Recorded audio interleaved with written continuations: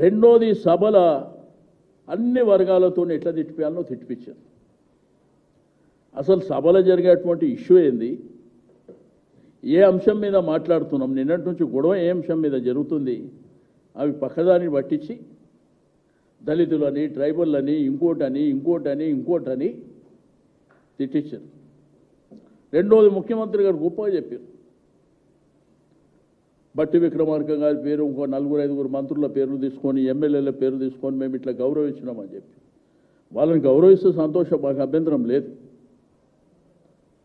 కానీ ఏదైతే వెనుకబడిన తరగతుల పద్దుల విషయంలో మీరు ఇచ్చిన హామీ ఏంది, మీరు ఖర్చు పెడుతుంది ఎంత అని మేము చాలా క్లియర్గా అడిగినాం. 4-5 పదవులే కాదు, సమాజం అంతా సంతోషంగా ఉండాలి కదా, దాన్ని డైవర్ట్ చేయడానికే ఈ టాక్టిక్స్.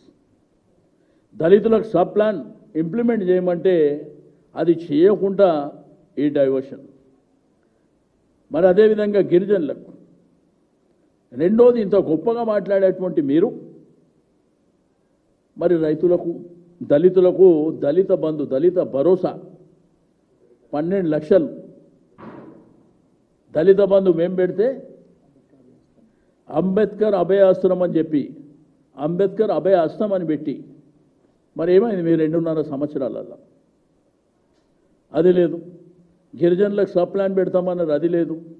అంకల గారడి చూపించేదేమో 1000 కోట్లు, ఖర్చు పెట్టేదేమో 1000, 100లలో కూడా లేనటువంటిది నేను చాలా క్లియర్గా మొన్న చెప్పిన. రెండోది